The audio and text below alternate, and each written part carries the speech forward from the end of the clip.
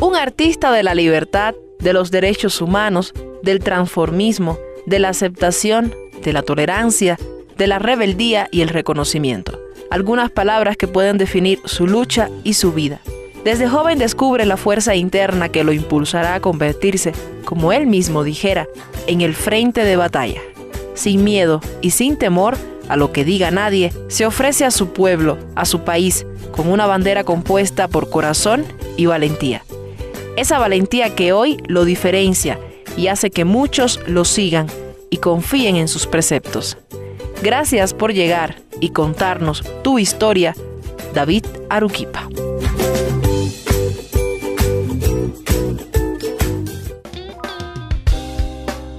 Bienvenidos nuevamente a nuestro programa. Qué bueno, qué alegría que regrese con A Contraluz como cada semana, redescubriendo a nuestros artistas. Y justo hoy tengo la suerte de un poco darle otro significado, otro concepto al estilo de artista que ya conocemos, al significado de artista que ya hemos manejado acá y que normalmente se va corriendo de manifestación en manifestación. Justamente hoy tengo el gustazo de hablar con un artista, según mi consideración muy personal, de la libertad y de los derechos. Y es así como quiero presentarlo.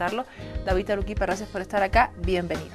¿Cómo estás, Saraí? Realmente un placer estar en tu programa y estar nuevamente, ¿no?, contando mis vivencias, y me ha encantado el título de libertad y de derechos. Eres un infiltrado, no eres un invitado ingenuo como los que llegan acá, que no saben a qué se enfrenta. Tú eres un invitado que ya se ha preparado para venir al programa, que ya ha visto y que ya conoce un poco la dinámica, pero bueno, me alegra muchísimo que te hayas podido comunicar con nosotros y que hayas marcado el interés de participar en nuestra larga fila de invitados de la casa. David, comenzamos a hablar sobre ti.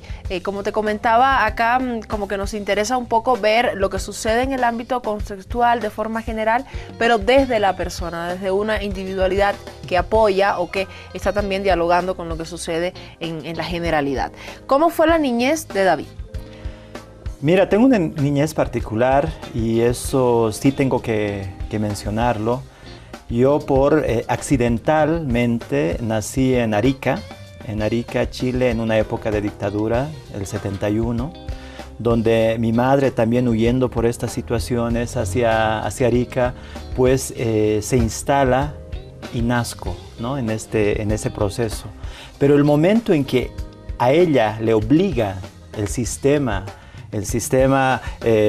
para entonces, ¿no?, castigador, opresivo, y le dice que tiene que nacionalizarse como ciudadana chilena, era una ritualidad perversa. ¿No? Era una ritualidad perversa en la que ella tenía que pisar la bandera boliviana, como lo hacían los compatriotas peruanos, bolivianos en esa época de dictadura. Tenía que pisar la bandera y esa burla, rodeado por los militares, pues era el proceso que tenía que pasar, ¿no? Entonces, en ese sentido, mi madre carga todas sus cosas, y a nosotros, porque somos 7 hermanos. 7 hermanos. 7 hermanos. Entonces ella decide retornar. Es por eso que para mí, cuando voy a la estación de trenes, actualmente, que es el paradero del teleférico, para mí es muy nostálgico, porque es ahí donde hemos llegado.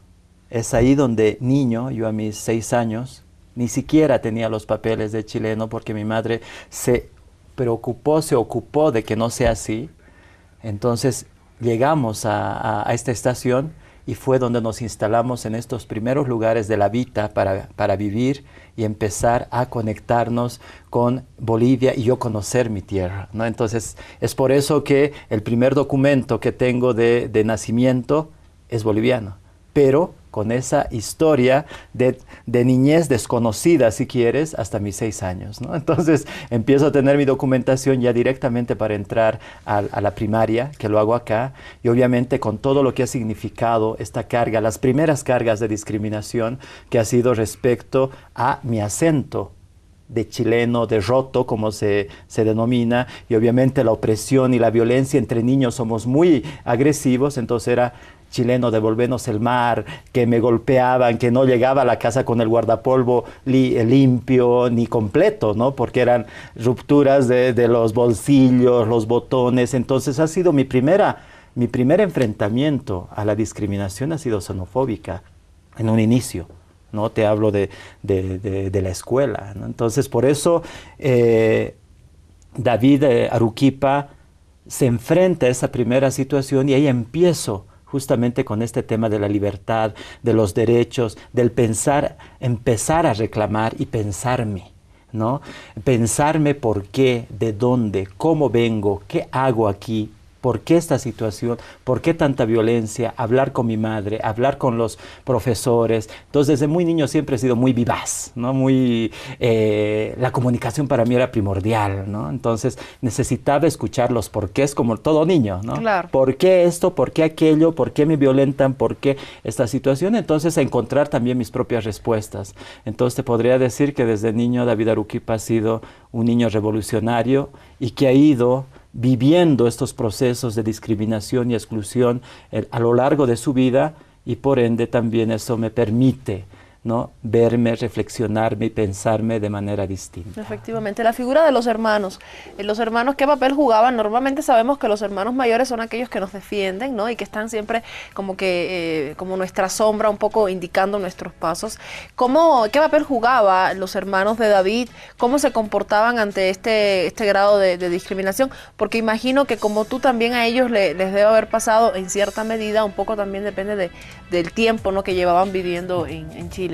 Yo soy el menor de todos mis hermanos, sí, soy 10 años menor del último de mis hermanos, de los 6, digamos, ¿no? Entonces, mis hermanos, había una distancia generacional, ¿no? Entonces, mientras yo tenía 7 años y también entraba un proceso de dictadura aquí en Bolivia, o sea, llego de la dictadura de acá a la dictadura de acá, entonces mis hermanos ya tenían 16 años. Claro. Tenían 17 años, entonces, y los otros ya, ¿no? 20, 22 era el mayor, entonces también han entrado ese proceso de la izquierda. Entonces, yo me he criado con todas las músicas de Víctor Jara, ¿no?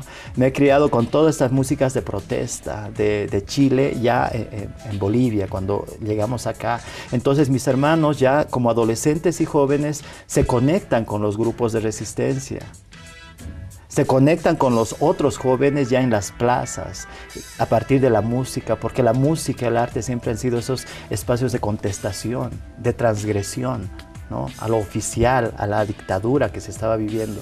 Entonces, con mis hermanos no he tenido mucha relación en ese sentido porque también han sido exiliados. Claro. Y entonces, en todo ese proceso, ellos llegan a vivir en Brasil y actualmente viven muchos de ellos en Brasil. Muchos de ellos parece que fueran 30. Son 10. Es que son 5 hermanos, pero ahora somos 50 porque mis sobrinos, claro, sus esposas. Entonces, por eso digo muchos de ellos porque poco a poco están empezando a llegar ahora a conocer y reconocer su propio país, sus propios hijos, ¿no? Claro. Entonces mi relación con mis hermanos ha sido más yo con mi madre, ¿no? También protegiéndome, porque yo también pasaba y escapaba, como te digo, vivía en la Vita y eran los epicentros donde se daban estos procesos así de las balas cayendo a los patios, a las calles, nosotros huyendo como ratas al final, ¿no? Teníamos que subir hasta Munaipata, la Portada, ¿no? Que seguramente mucha gente que conoce por acá va a ver ese itinerario de escape de la dictadura. Entonces yo con mi madre me acuerdo que debajo de los techos así y las balas cayendo a nuestros lados, a ir a la casa de un pariente que vivía en la Portada. Era tu mamá de alguna manera. Yo decía, mamá. Son 10, son 7. Contando a tu mami son 8. ¿Estaba la figura de tu papá cerca? No estaba tu papá. Mi padre siempre fue ausente, un imaginario para mí. ¿Hasta hoy sigue siendo un imaginario tu padre? Sí, ha sido un imaginario porque nunca fue parte de mi vida, pero siempre fue un imaginario que yo lo he dibujado como quisiera, como hubiese querido que él sea. Claro. Entonces, por ende, es una satisfacción. Qué bien. A ver, ahora sí, quiero escuchar a las personas que se comunican, como ya tú sabes, se comunican personas con el programa. Está alguien en línea, no sé quién será, pero vamos a escuchar qué consideraciones tiene sobre David. Adelante. Hola, buen día. Buen día. Cuéntame, tienes una voz bien de jovencito. ¿Quién serás? A ver, no me vas a decir todavía. ¿Qué significa para ti la figura de David?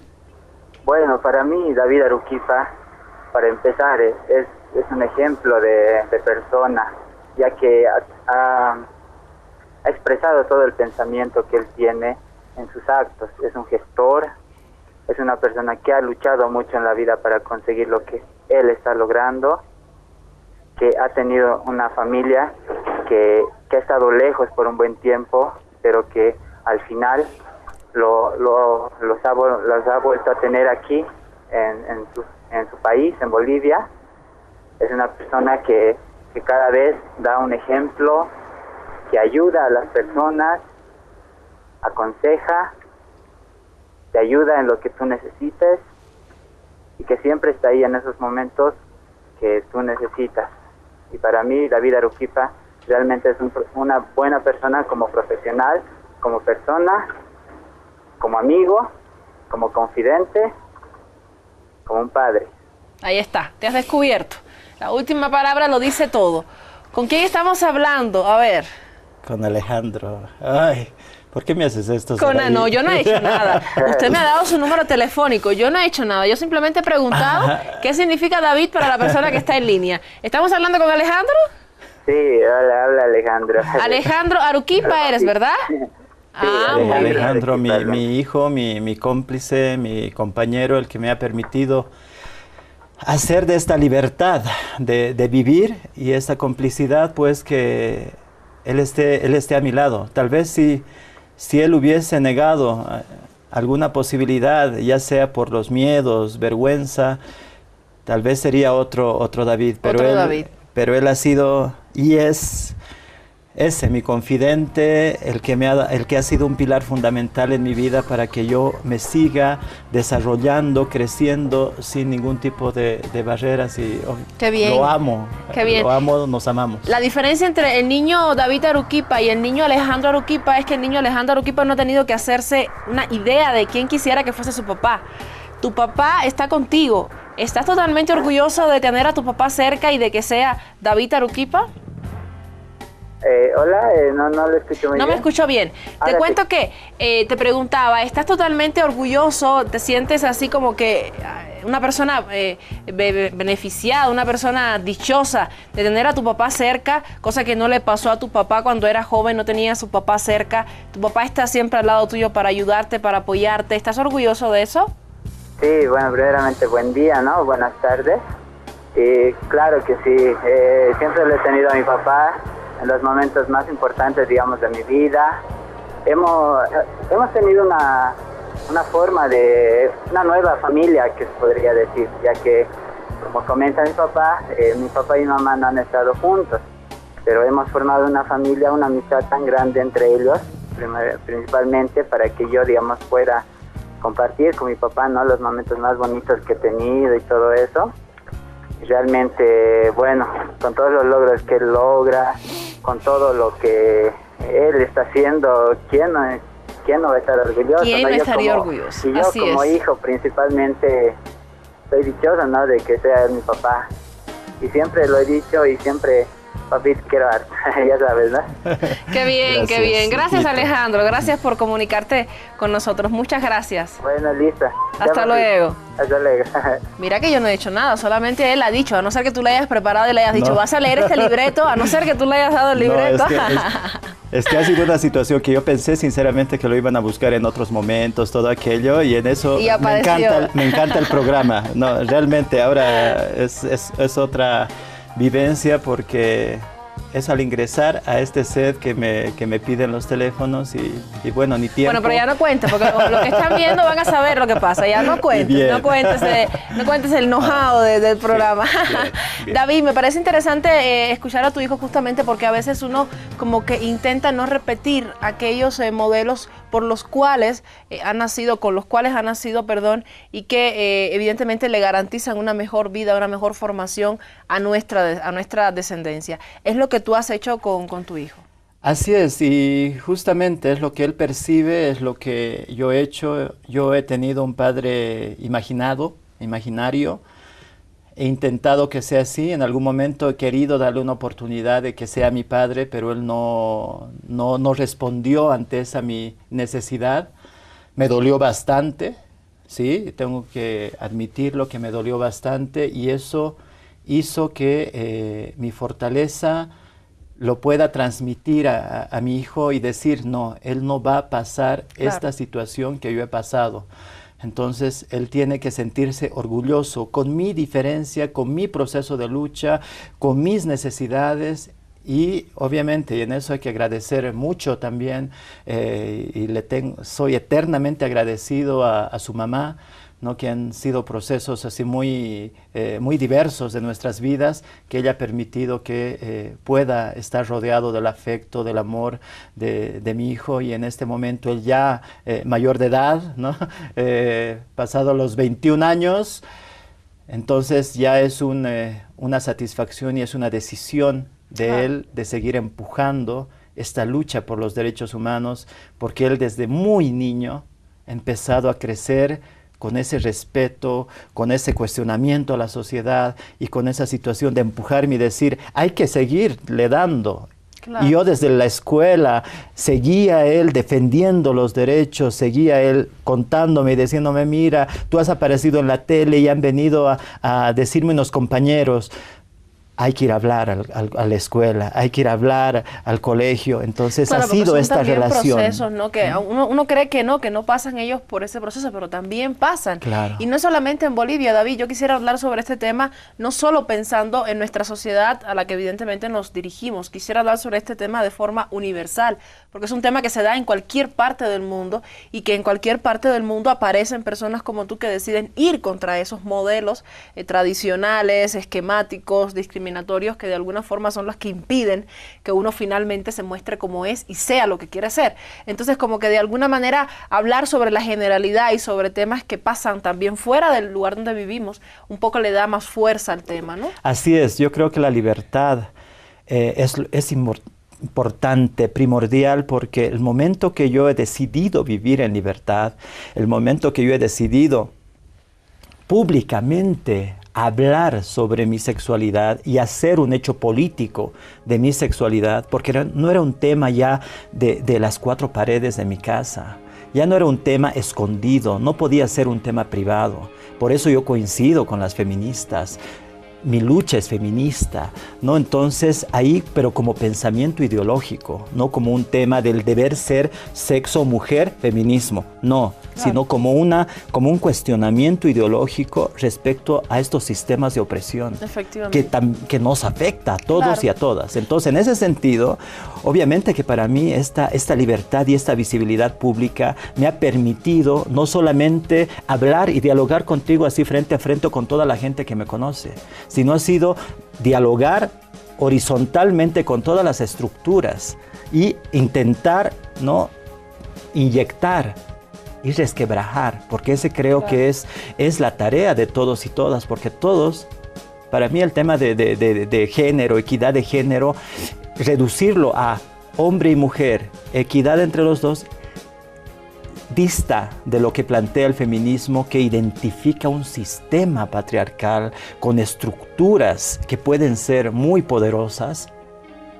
y la idea es justamente desmontar esta estructura que en algún momento puede estar presente en nuestras, claro, vidas en todo momento. ¿Cómo has llegado ahí? Me vas a contar, porque no has nacido con estas ideas transformistas, ¿verdad?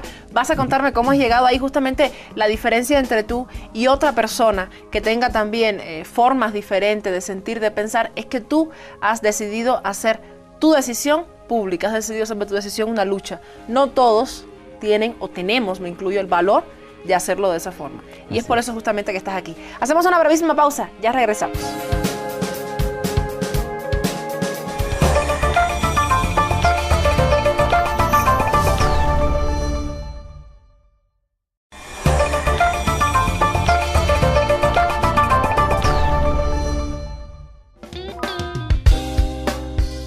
Gracias por esperarnos, gracias por regresar junto a nuestro programa. Nos habíamos quedado ya en la primera parte de la introducción, ¿verdad?, de las ideas que defiende David y cómo de alguna manera él concibe la lucha, ¿no?, que lleva a cabo a través de sí mismo, a través de su personalidad, pero también a través de su cuerpo. Eso es un elemento importante en la lucha de David.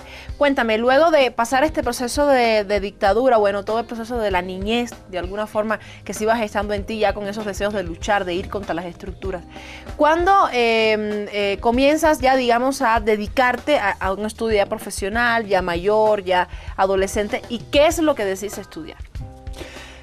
Bueno, a eso está conectado con parte de mi vida de adolescente, que por eso me considero ciudadano del mundo, ¿no? Como muchas personas, tal vez tú también porque has vivido en muchos países. Yo he vivido también, a mis 13 años me voy a Brasil a verlos, a mis hermanos, justamente con mi madre, y ahí ya surge esta necesidad porque empiezo a ver los primeros movimientos homosexuales de gays, lesbianas, trans en Brasil. Pero ahí la dictadura ya viene de mi familia, de mis hermanos, claro, ¿no? Y el inicio. Pero en ese momento ya David conocía su identidad personal. Yo ya había explorado, ya me había preguntado, ya me había respondido y había aceptado, hecho las paces, digamos, conmigo, en el que, mismo. Bueno, me gustan, pero esta situación de la mirada machista, digamos, de mis hermanos, que ahora lo hemos dialogado mucho porque hemos llegado a coincidir, ¿no? Es el proceso. Entonces hace que mi misma vida ya de adolescente y joven empiece a también plantear el tema de la familia, ¿no? La familia como un espacio que puede formarte, pero también puede llenarte de resentimientos, ¿no? Puede llenarte de miedos y de esconderte en esa mirada de libertad. Puede ser la primera camisa de fuerza que te encuentras, puede ser la primera, ¿no? camisa de fuerza que puede marcar toda tu vida. Entonces ahí empieza el tema, ya no solamente ver a la escuela, a la iglesia como entes así que te influyen, externos, sino, digamos, ¿no? Tu misma familia, claro, los seres que amas. Y en ese sentido ya, y estas estructuras machistas de mi familia, pues entonces me hacen ya generar una rebeldía personal, ¿no? De adolescente, joven, lo cual se va a ir ya visualizando en lo que preguntas, ¿desde cuándo empiezo? Empiezo yo muy joven, pero ahí hay un corte. Porque este machismo y esta situación que he vivido con mis hermanos, pues hace que yo ya no me quede en Brasil, sino vuelva a Bolivia, porque en Bolivia no había esto, ¿no ve? Claro. En Bolivia no hay homosexuales, entonces es mejor que te vayas a Bolivia con la mamá. Claro. Y mi mamá muere a mis 16 años. 16 años. Acá. Entonces entra como una autoculpa de que si hubiésemos estado con mis hermanos tal vez no hubiese pasado. Entonces claro, ahí hay una situación que marca mi vida también y me dice, creo que mi libertad me está trayendo problemas. Pero tú decides contarle a la familia esto en Brasil. Si tú vas a Brasil, ese proceso de transformación en ti mismo es lo que de alguna forma quisiera profundizar, porque un niño de 13 años que logre y que sea capaz de reconocer su propia sexualidad es un elemento así bien, yo diría, transgresorio, porque un niño de 13 años actualmente en Bolivia aún todavía claro, no tiene inclusive ni muchos conocimientos del tema sexual, digamos, de forma profunda. Claro, ¿Cómo en esta David situación, reconoce eso? Digamos? En esta situación ha sido esa mis búsquedas, ¿no? mis encuentros con otros compañeros, aquí ya en Bolivia, ¿no? En mi etapa escolar, no las tenía claras, ¿no? Pero ya en Brasil, ¿no? A mis 13 años, 14 y 15 que yo viví ese momento, entonces ya fue como una cuestión así mucho más libre. Ya los niños o adolescentes de 13 años ya respondían ante una situación, o sea, otra cultura, obviamente. Claro. Entonces yo empiezo ahí, sí, esa es mi respuesta, ¿te das cuenta? Entonces yo a mis 13, 14 años, pero yo creo también que esa opresión de mis hermanos ha sido justamente por eso, por verme todavía niño, claro, sin capacidad de decisión. Por sentirse claro, sin capacidad, ¿no? Sin capacidad de decisión, claro, pero en eso sí, no debemos subestimar nosotros las capacidades y esas construcciones que también claro, de adolescentes nosotros ya empezamos a tomar decisiones. Conflictúan, ¿no? Con uno mismo, claro, porque la familia te dice, bueno, es inclusive la forma en la que tenemos de criar a nuestros propios hijos en esa medida, ¿no? Tú conoces a un niño, bueno, la familia tienes que buscar tu noviecita o tu noviecito, ya te van estableciendo esquemas que debes seguir, y cuando un poco sales de estos esquemas, entonces aparecen los problemas, los conflictos, y empiezan como que la familia empieza a buscar justificación de por claro, qué sucede eso, ¿no? No es que no había papá, por ejemplo. Alguien puede decir, no es que David no tenía papá cerca y eso como que ha posibilitado que David tenga otros gustos sexuales. Pero tenía 6 hermanos. ¿Cómo lo ves? ¿Lo ves? Desde el punto de vista Sí. de la persona, ya no como viendo una situación externa, sino tú mismo, ¿cómo lo ves? ¿Tú acentuarías que hay justificaciones, digamos, para No, yo eso? creo que no, porque sí, yo como te digo, tengo 6 hermanos. Y todos son varones. Una claro. sola mujer que era la mayor, que luego queda como mi madre. Claro. ¿No? O sea, ha estado muy dibujada mi vida, por eso yo digo, ¡oh, qué bien! ¿No? Entonces, pero esta situación se da, mi madre tenía una presencia hasta masculina para poder criar a 6 varones. Claro. Entonces, no hay ahí una situación, sino yo digo que es la sexualidad es una búsqueda tan normal en los niños y niñas, ¿no? Yo viéndome ya de niño o niña, que para mí ha sido una situación de búsqueda de libertad. En ese sentido, sí no he tenido coerción de mi madre, pero ya me he visto con la coerción a mis 13, 14 años, cuando mis hermanos estaban alrededor de mí, ¿no? Entonces, y eso, sumado al que volví a Bolivia, que allá no hay esta situación, y mi madre vuelve conmigo, obviamente, como la protectora, y que ella muera en esta situación, entonces me hace ver qué he estado decidiendo de mi vida. Claro. Entonces ahí, en esas búsquedas, es donde encuentro a Edith, ¿no? La que llega a ser mi compañera en ese momento de esos años, y Alejandro. Entonces, pero ahí yo digo, no puedo vivir una mentira. No puedo vivir una mentira conmigo mismo, no puedo vivir una mentira con la gente, con mi familia, y tampoco puedo generar una familia violenta. Una falsa ¿no? vida Una también, falsa ¿no? vida, sino deseo vivir en libertad. Y es ahí donde destapo a mis 20, 21 años, destapo todo y decido ya desde mi misma formación, porque yo empiezo con una carrera muy positivista, si quieres. Soy administrador de empresas de profesión, ¿no? Estudié administración de empresas de profesión. Bueno, pero es que te cuento que las ¿no? carreras, cuando tú te incluyes en la carrera, Sí, no te ponen como tal requisito cual. qué tipo No, de no, no. gusto sexual tienes. No. Entonces, para nada. pero ya mi carrera, como te digo, también muy machista, Claro. porque administración de empresas, economista, te plantean estructuras, bancos, empresas productivas, todo aquello. Entonces yo empiezo a romper. Masculina, digamos. Claro, yo empiezo a romper en mi misma carrera con una mirada ya humana. La gestión de la gente.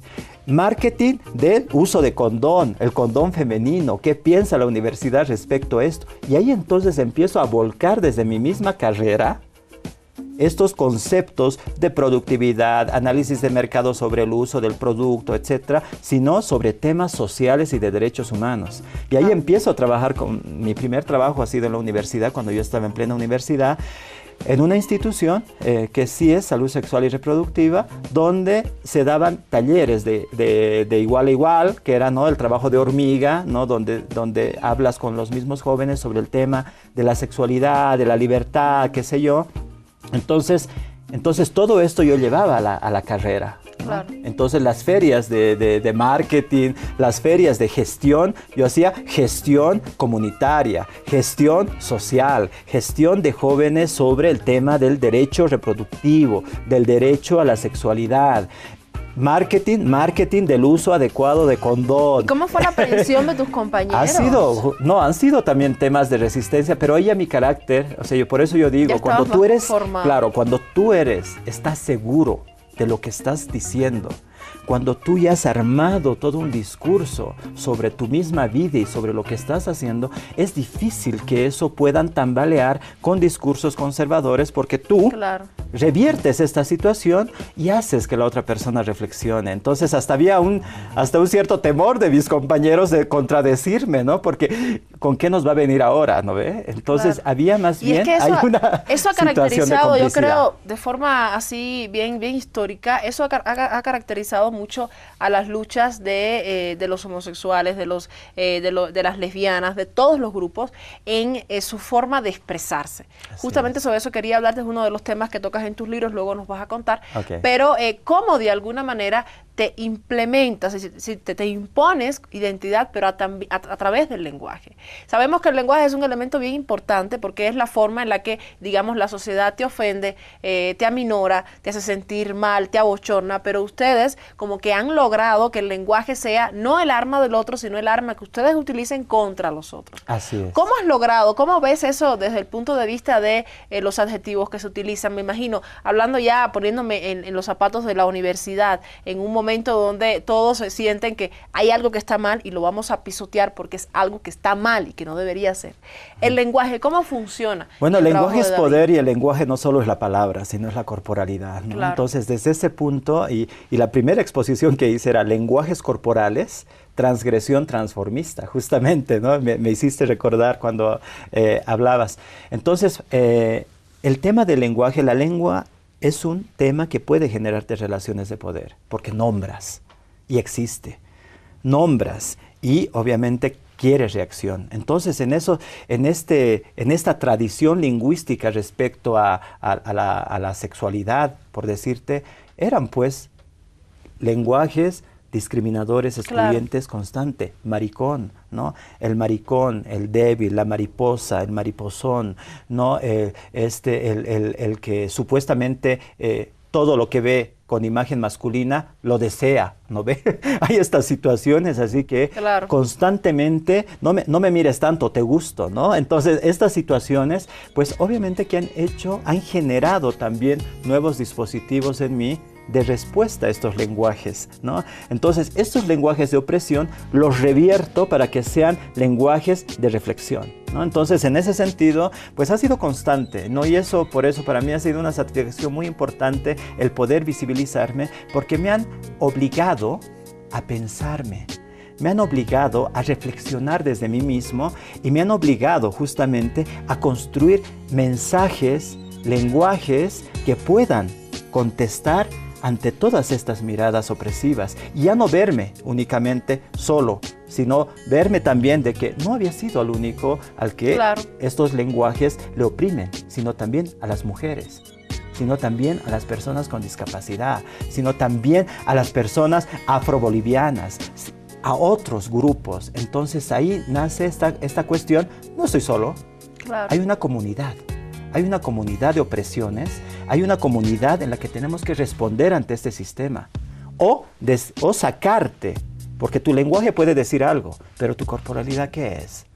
Entonces ahí se generaban unos debates muy intensos en la universidad, por eso el proceso universitario ha sido muy vital en mí y ha sido mis primeros espacios de políticos también, porque yo me reconozco como un ser político y eso yo creo que es el valor fundamental, que todos los seres humanos claro, somos seres políticos, ¿no? Entonces, el momento de reconocernos como seres políticos, pues sí, reflexionamos, cuestionamos, planteamos nuestra posición ante cualquier situación de vida. Por eso no estoy muy de acuerdo con mucha gente que dice, no, yo no soy política, entonces no me interesa lo que pasa con los partidos. Una cosa es ser partidario, pero todas las personas somos seres políticos que tenemos un punto de vista respecto a la situación. Claro, que opinamos, que entonces, y eso se hace con la palabra.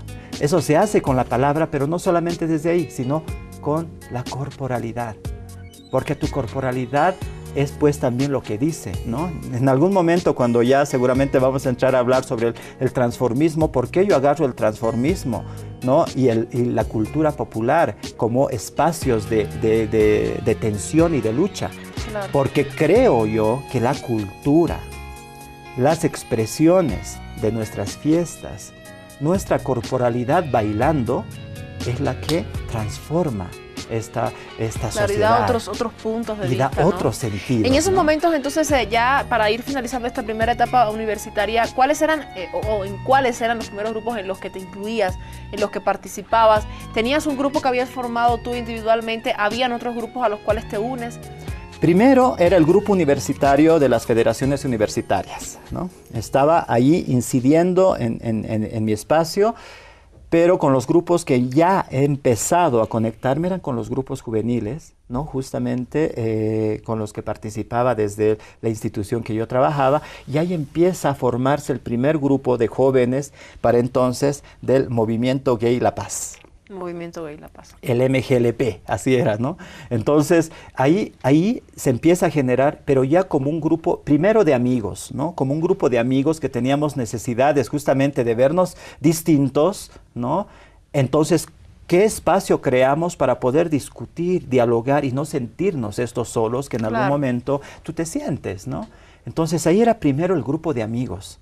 Era un grupo de amigos que toda mi carrera universitaria también ha ido acompañando eso, porque cada proyecto que hacíamos, yo, la academia... Como que lo girabas a tu lucha, la academia lo utilizaba para hacer proyectos, ¿no? Los recursos metodológicos que me planteaban era para generar cohesiones de comunidad, de grupos. Entonces ha sido muy conectada mi vida profesional a mi acción política. Es por eso que en algún momento nadie sabe si soy administrador de empresa o si soy sociólogo o si soy comunicador social o soy de todo, ¿no? Porque en algún momento siempre quieren verte dentro del esquema en el que trabajamos y si darte no estás una identidad o una etiqueta. Cortocircuito nos entra. No Claro. está acá, no. Cortocircuito, ¿no? Porque no entendemos aquello que va dentro, que no va dentro de las estructuras. Entonces ahí fue lo valioso, ¿no? de esa mi primera formación, pero lo más valioso fue esa posibilidad de que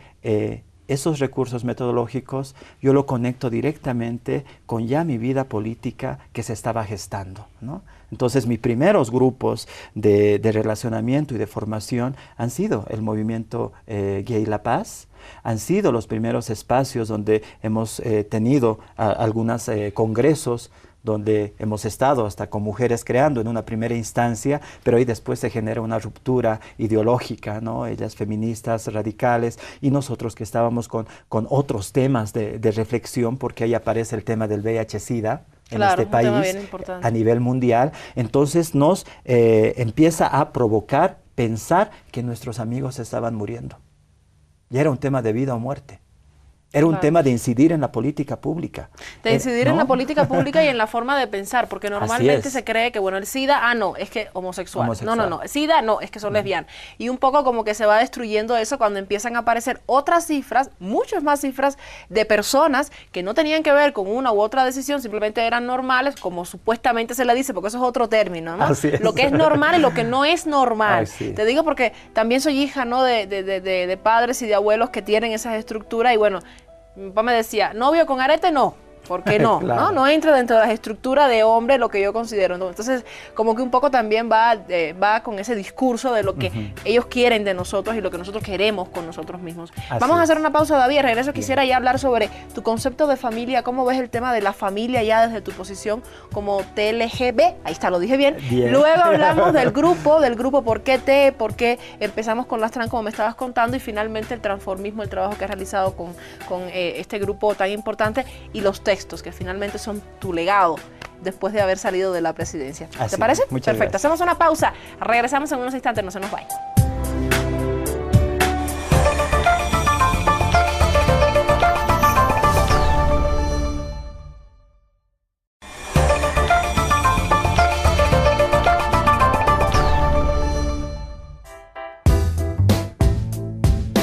Regresamos ya en los últimos minutos. Seguramente usted se quedó ya ahí pues pendiente a qué va a pasar con el concepto que nos va a dar David de familia. Para mí la familia es un espacio también político, ¿no? Es un espacio de relacionamiento y más que de familia como concepto impuesto, ¿no? Si quieres hasta por la religión, todo aquello que lo respeto, yo veo más como una comunidad afectiva, comunidad de afectos, comunidad de comprensiones, comunidad de construcción. Entonces es la primera comunidad en la que nosotros llegamos a una comunidad. No llegamos únicamente a un espacio de mamá o papá, ¿no? Sino llegamos a una comunidad y el sabernos en comunidad, para mí eso es primordial. Entonces, por eso creo que las familias no se limitan únicamente a la conexión biológica, sino también reconozco las diversas formas de familia que existen en nuestro país. Madres solteras, madres que tienen sus hijos, ¿no? ¿Por qué madres solteras, no ve? No, esa no es una categoría, no es una identidad, ¿no? Por eso yo digo, hay padres que tienen sus hijos y viven y conviven con sus hijos. Hay familias, es por eso que la familia Galán también, voy a aprovechar que es mi primera familia afectiva, de transformistas, conectados por una lucha política que es el tema de la diversidad sexual. Entonces, ¿por qué no ser una familia? Entonces nosotros nos autonombramos familia Galán justamente para abrir el meollo y reventar el avispero y decir cuando venga, ustedes son familias, primos, hermanos o tal. La familia es una familia política porque decidimos hacer esta familia. Claro. Tú no puedes estar en un espacio o en una comunidad llamada familia donde haya opresiones, donde haya violencias, donde haya estas situaciones. ¿Por qué?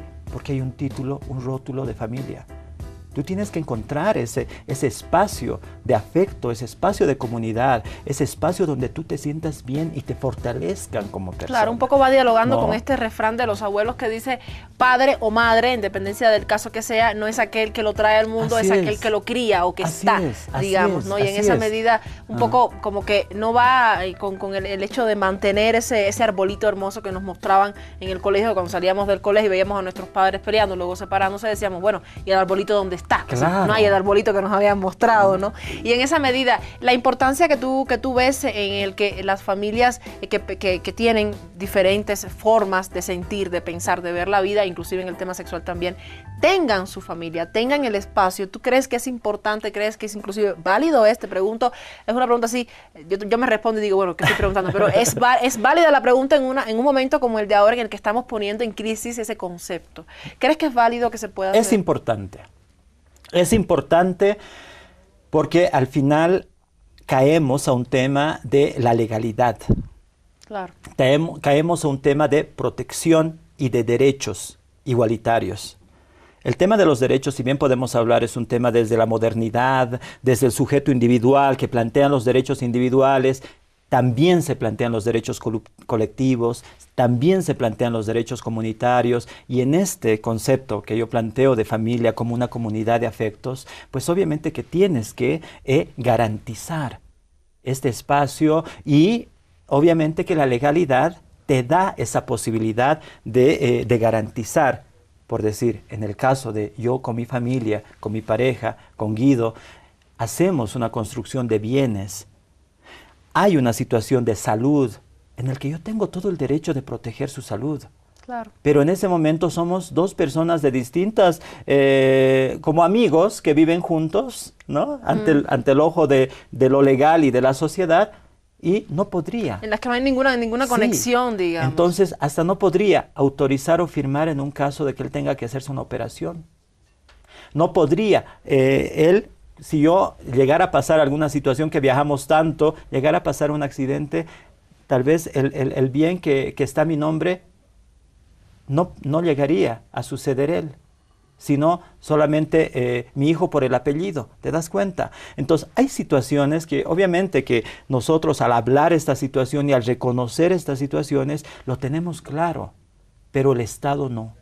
Entonces por eso veo como una necesidad de que se reconozcan todas las formas de familia y se les proteja legalmente, como todas las familias en este país tendrían que tener este mismo derecho. Por eso planteo que si bien está en un tema en crisis, el matrimonio es una estructura en crisis, el concepto de familia es una estructura en crisis, pero mientras nosotros estamos discutiendo y debatiendo, hay gentes que van mientras viviendo. se habla, por supuesto. Hay que garantizar los mismos derechos. Es por eso que una de nuestras luchas con mi compañero, con mi hijo y con todas las gentes es por el tema de este acuerdo.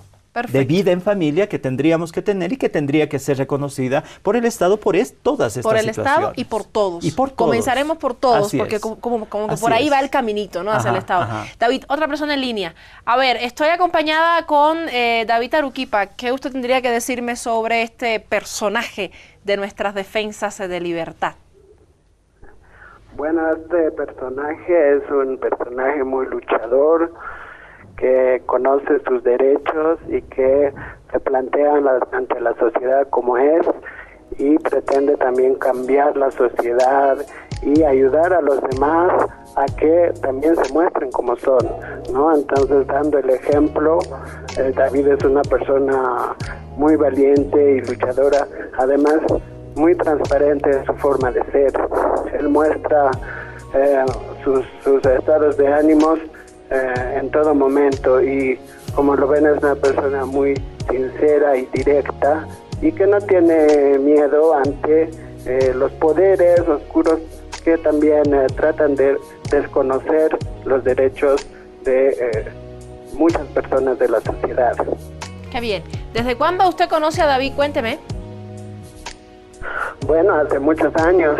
Muchos ya años. Unos 6 años que lo conozco y que realmente lo admiro mucho y por eso yo realmente estoy con él y siempre voy a estar con él porque es una persona admirable en ese sentido. Usted me ha dicho que siempre va a estar con él, no me ha dicho dónde ni en qué lugar, entonces eso como que le da una pista a mi querido David. ¿Con quién estamos hablando? Sí, con Guido Montaño. Ya sabía yo, por algo tantas cosas buenas, Guido, gracias por comunicarte con el programa. Como no, de nada, y un beso a mi pareja David. Te amo Un mucho. beso, papi. Ahí está, mira qué cariñoso, mira que hay personas que no son tan cariñosas, mira la suerte que tienes, ¿no? Un beso desde acá le manda aquí en vivo, qué bien, qué lindo. Sí. Guido, ¿cuándo aparece en la vida de David y qué fuerza le imprime a la lucha que David ya traía consigo? 6 años. 6 años, 6 años de complicidades, 6 años de afectos, de amor, de compromiso de vida y en algún momento me acuerdo, porque yo siempre una persona visible, transparente, le dije, ¿no? Si vamos a estar juntos, vas a tener que ser una persona visible y vamos a tener que luchar juntos por nuestros derechos. Si no estás en esa posibilidad y hay algunos miedos, entonces es mejor que no estemos juntos, ¿no? Porque ya es una cuestión de vida. Entonces ahí la apuesta de parte de él, la apuesta parte mía, pues sí nos han hecho que nos conectemos más en el amor, nos conectemos más en esta posibilidad de transformar nuestra sociedad y en esta posibilidad de como muchos nos llaman, aunque no queremos serlo, como referentes en la lucha por este derecho a las familias como comunidades afectivas que se aman y en esta posibilidad de construir un proyecto de vida juntos. Qué bien. Entonces el Guido ha sido muy importante en la vida de David. Definitivamente. El transformismo. ¿Por qué escoges esta vía de comunicación, pero también de conexión con la cultura? También tiene relación de alguna forma con la China de Supa de la que hablas en tu texto. A ver, cuéntame. Así es, no. Para mí la cultura, así empecemos desde ahí, la cultura, el arte es la posibilidad de transformar estas sociedades. Porque desde el momento que hablamos desde la cultura podemos hablar de igual a igual. Claro. Porque si te hablo desde la sexualidad, desde el género, ves como satélites, ¿no? Así con sus voces que no pueden ser muy influyentes. Pero cuando hablas desde la cultura, desde el arte, desde la corporalidad, desde el baile, desde la fiesta, pues estás hablando en el mismo terreno que te mueves tú y que me muevo yo. Entonces, por eso para nosotros, ¿no? Como familia Galán, y especialmente París y yo, hemos empezado a hacer del transformismo ese espacio, ese dispositivo estratégico. Ha sido así, estratégico, para que desde esa estética pues se acerque la gente y empiece a dialogar con nosotros. Porque realmente atraen, tienen una capacidad para maquillarse mejor que nosotros. ¿Cómo lo logran? No, ha sido, como te digo, ha sido una estrategia política. Claro. Una estrategia que en algún momento no pudo ser diseñada así como tú dices. ¿Has reflexionado un inicio? No. Ha sido una cuestión estética de decir, pues juguemos con los géneros. Claro. ¿No? Juguemos estas posibilidades. Con los mismos esquemas tradicionales, claro. Yo voy a usar eso para expresarme, así pero de otra manera. ¿No? Entonces, era el transformismo, transformar tu cuerpo, pero tampoco en una mujer, en un ser distinto, ¿no? Cuando tú vas a ver a alguien de pelos rojos, amarillos, verdes, ahora sí puedes ver, pero esas épocas yo te estoy hablando de 1995, con unos tacones de 30 centímetros, con unos trajes así totalmente galácticos, fuera de este planeta, que en algún momento nos decían, ustedes no son de aquí, ¿de dónde han venido? ¿No? ¿No? Y en algún momento hasta el discurso con las comunidades. Y es que el arte juega como espacio, como ambiente para poner lo que todo vale. porque Así en el es. arte absolutamente todo vale. Y si, bueno, es la manera que tengo en la que tú te acerques y me preguntes quién soy y quieras conocerme, pues lo Tal utilizaré, cual, ¿no? Entonces, por eso hasta las mismas comunidades indígenas, cuando nosotros nos presentamos como TLGB en la primera cumbre que hubo, y el 2006, porque también está en todo el proceso político desde el 2003, el 2006, lo que ha significado la Asamblea Constituyente, entonces, pero íbamos también con nuestra propuesta estética, pero estética política, Claro. ¿no? Entonces ahí los mismos indígenas nos decían, ustedes son de afuera, ustedes son un producto del colonialismo. Y nosotros decimos, sí, la colonia nos ha afectado a todos. Ha afectado tanto que nos ha invisibilizado históricamente, que nos ha invisibilizado nuestra presencia en este país desde Pero toda has la demostrado historia. que no es así. Claro, porque y ahí, has sacado entonces claro, ahí ha aquellos sido el libro, personajes. ahí ya conecto con el tema de los libros. Entonces ahí es que yo digo, hay que recuperar nuestra memoria. Me parece como interesante eso, ¿no? movimiento homosexual, Claro. ¿Cómo y para comienzas? dialogar Claro. con las comunidades indígenas que tienen otras historias de opresiones también, de igual a igual, con memorias en este país, que la dictadura ha afectado también a Claro. nuestro movimiento. Para que haya cierto interés de identificación también con otros grupos que pueden que no sea TLGB, pero de alguna manera también han sentido discriminación de otras formas, ¿no? Y me parece interesante cómo los 3 textos que tienes, no voy a decir títulos completos porque son bien largos, pero el primero va por memorias, después vienes por historia y luego por presencia. Así es. Un poco el rescatar la historia, la memoria de nuestro pueblo para finalmente asentar la presencia actual del grupo que has presidido. Así es, y justamente creo que he pasado también por una presencia política en el Ministerio de Culturas, ¿no? He sido director general de Patrimonio Cultural, donde empiezo justamente a estos elementos que hemos ido discutiendo en esta hora, se ha ido traduciendo en reflexionar que la cultura no es simplemente un hecho étnico, sino que parte desde tu corporalidad, tus deseos, tus placeres, tu forma de construir familia, tus deseos, ¿no? Tu sexualidad. Porque parecería que cuando hablamos de cultura en nuestro país todavía se refiere a lo étnico, música, danza, lengua, y no también a los deseos, ¿no? Y es que justamente sexualidad, cuando aparecen ¿no? obras que son bien atrevidas en el tema erótico, ya empiezan a ser tachadas Así y como es. que mejor ni verlas. No, porque eso es de afuera. Sí, no Entonces, nos en representa. en esa situación ha sido que yo empiezo a recuperar estas memorias y estas presencias de homosexuales históricos de los años 30, en la Revolución del 52, procesos de presencias de travestis en la dictadura, en los 70, cuando surge el personaje de la China Morena, en las fiestas populares, y nosotros en un 2000 bailando de guapuris galán, ya con un traje estético que también revoluciona la presencia del guapuri tradicional, que es un masculino, macho, que guía a toda la tropa y lo sigue con una estética así de poder, y nosotros rompemos con esa mirada así de estructura del personaje del guapuri para transformarlo en un guapuri mucho más suave, Mucho leve, más sensual, hasta ¿verdad? más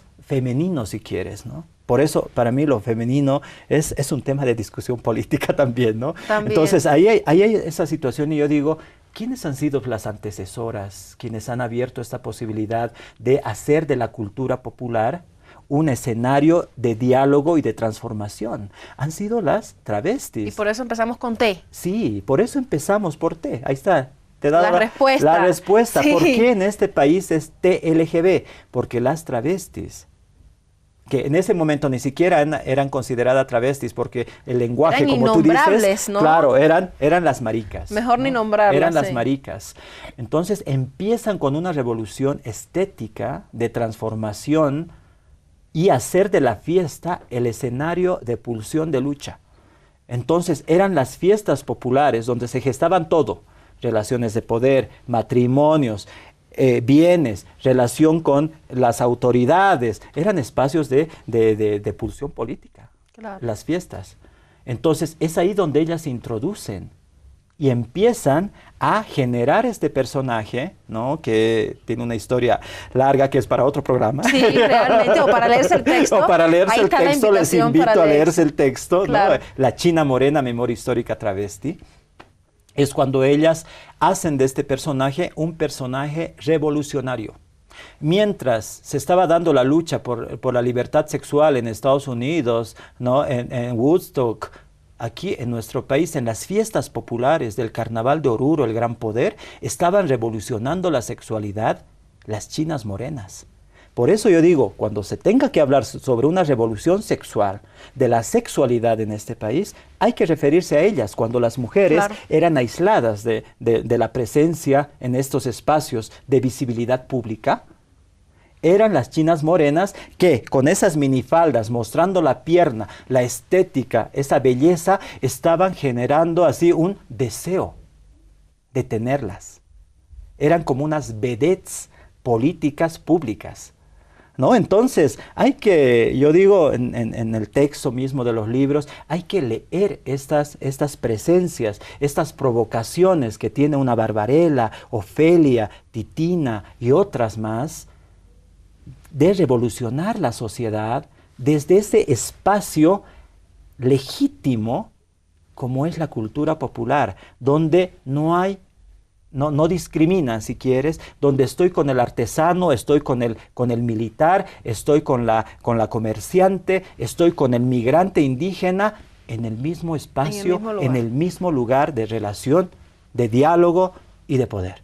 Entonces, por eso las fiestas, por eso el transformismo, por eso el arte y la cultura se tornan esa estrategia política que utilizamos y lo reivindicamos siempre, y nos reinventamos a partir de esto para seguir dialogando y seguir siendo ahora, ¿no? Como me preguntaba también uno de los camarógrafos, ¿tienes tus fotos de Guapuri? Sí, porque seguimos bailando, seguimos provocando desde ese espacio y seguimos dialogando con la gente para poder construir esta Bolivia posible. Por eso en mi libro, en La China Morena, Memoria Histórica Travesti, parto de un concepto de Emma Thompson que dice: si no podemos bailar, no me interesa la revolución, ¿no? Entonces, por eso creo que el baile, la corporalidad, el lenguaje del cuerpo, pues sí va a permitir una revolución y transformación de nuestra sociedad. Qué bien. David, te agradezco muchísimo la visita, te agradezco muchísimo que nos hayas contado tu modo de vida, porque prácticamente todo lo que nos has contado hemos ido aspecto por aspecto, pero todo finalmente compone tu estilo de vida, tu profecía, digamos, y ese sustento que de alguna forma hoy te convierte en la persona que eres, una persona ejemplo, una persona abanderada, aunque un poco moleste que a veces se nos tomen, bueno, como que somos los grupos de avanzada. Eres el grupo de avanzada. En una guerra tiene que haber grupo de avanzada, si no, no se comienza, ¿verdad? Y tú eres ese grupo de avanzada junto con todo tu equipo, junto con todos aquellos que te acompañan. Y bueno, desde acá pues te doy un poco de mi fuerza para que sigas adelante y sigas construyendo nuevas formas, nuevos caminos de pensar. Gracias por la visita. Muchas gracias, Saraí. Realmente este espacio de reflexión ha sido también para mí un espacio de catarsis, de recordatorio también. De recordatorio, de emociones, de sentimientos y de poder dirigirme a la gente. Porque para mí la gente es el aspecto fundamental para poder transformar. Vernos en una diversidad, conectarnos, saludarnos, abrazarnos. El afecto, el amor es revolucionario, ¿no? Efectivamente. Y obviamente, eso es lo que nos hace personas también. Persona. Eso nos hace personas. Muchas gracias, David, por la visita. Amigos televidentes, así concluimos nuestra charla de hoy. David Aruquipa nos ha acompañado, es presidente del grupo TLGB. Usted ya entiende y ya sabe por qué comenzamos hoy por la T. Y por supuesto, la invitación está dada para que reflexione, dialogue y pueda de alguna manera ponerse a pensar 5 minutos. ¿Quiénes, si no somos todos, tenemos los derechos claritos? Todos tenemos derechos a ser como queramos ser y también tenemos el derecho a ser reconocidos como tal. Le invito por favor a que nos encuentre la próxima semana, como siempre, conociendo a nuestros artistas a contraluz.